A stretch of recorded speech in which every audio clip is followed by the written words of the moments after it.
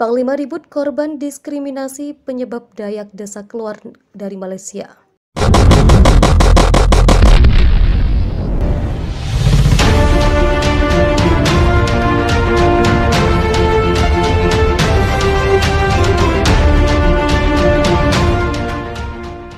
Terus-terusan menjadi korban diskriminasi bisa menjadi salah satu pemicu masyarakat suku Dayak di negara bagian Sarawak dan negara bagian Sabah mendesak keluari Federasi Malaysia.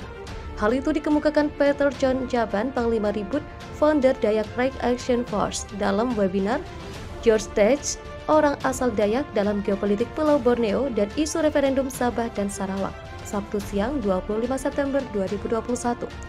Kami orang Dayak di Sabah dan Sarawak menjadi asing di tanah sendiri di Pulau Borneo, Pulau Dayak, Tanah Dayak, kata Peter Jaban.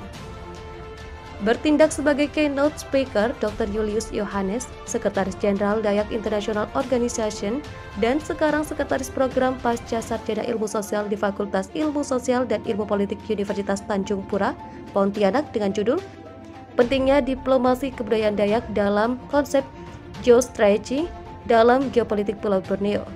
Selain menampilkan Julius Yohanes dan Peter John Jaban, moderator Salvius Seko SHMH, staf pengajar Fakultas Hukum Universitas Tanjung Pura, menampilkan Bodi William, Presiden Partai Bangsa Dayak Sarawak Bersatu atau PBDSB, dengan judul Dayakisme dan Politik serta Andrew Ambrose Atama-Katama, perwakilan tetap suku Dayak di Perserikatan Bangsa-Bangsa, dengan judul Eksistensi Masyarakat Adat Dayak dalam Diplomasi Kebudayaan Abad ke-21.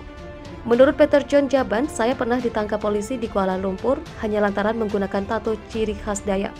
Dalam interogasi, malah oknum polisi di Kuala Lumpur tanya kenapa orang Dayak bisa berada di Kuala Lumpur. Saya dan istri betul-betul sakit hati. Dalam tataran politik kebudayaan di Federasi Malaysia, orang Dayak di Sabah dan Sarawak sama sekali tidak diperhitungkan. Sebagai orang asal, orang Dayak tidak diakui. Kalau orang lain, suku lain dimasukkan ke dalam kelompok Bumi Putra, orang Dayak dikategorikan ke dalam kelompok lain-lain, sehingga sama sekali tidak dianggap. Kalau orang imigran dari Pakistan dan Filipina dengan mudah mengantongi kartu tanpa penduduk atau identitas card IC, orang Dayak dipersulit mendapatkan IC. Ini kenyataan pahit yang kami alami, tapi para oknum elit politik orang Dayak tidak ada yang berani bersuara, kata Peter John Jaban. Peter John Jaban, hal-hal seperti inilah yang menjadi salah satu pemilu 23 tokoh lembaga, swadaya, masyarakat, dan tokoh di Sabah dan Sarawak mengeluarkan memorandum untuk menuju referendum keluar dari Federasi Malaysia Kamis malam 16 September 2021.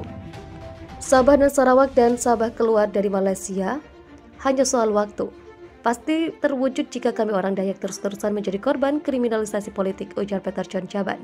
Menanggapi hal itu, Andrew Ambrose Atama-Katama mengatakan dalam pertemuan dengan sejumlah wartawan di New York, Amerika Serikat tahun 2018, Perdana Menteri Malaysia yang ketika itu masih dijabat Datuk Mahathir Mohamad menegaskan belum ada permohonan resmi dari Sabah dan Sarawak tuntut referendum keluar dari Malaysia.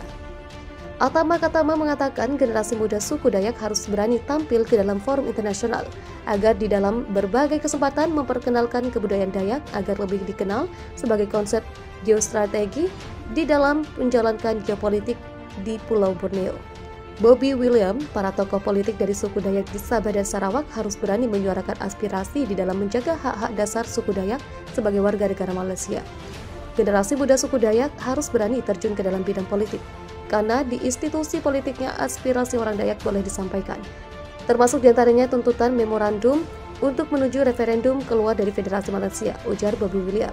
Julius Yohanes mengatakan geopolitik adalah penggunaan unsur bumi untuk memperoleh kekuasaan atau pemanfaatan letak geografi dalam menentukan kebijaksanaan. Cara yang digunakan untuk mencapai tujuan geopolitik disebut geostrategi.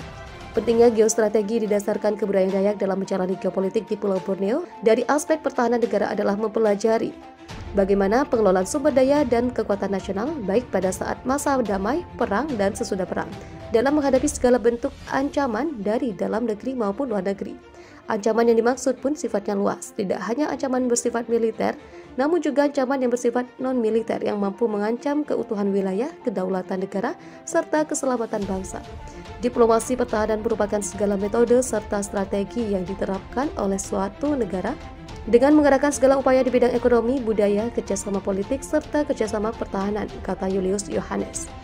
Melalui dimensi-dimensi diplomasi pertahanan merekatkan hubungan antara negara serta membangun kepercayaan dan confidence building measure.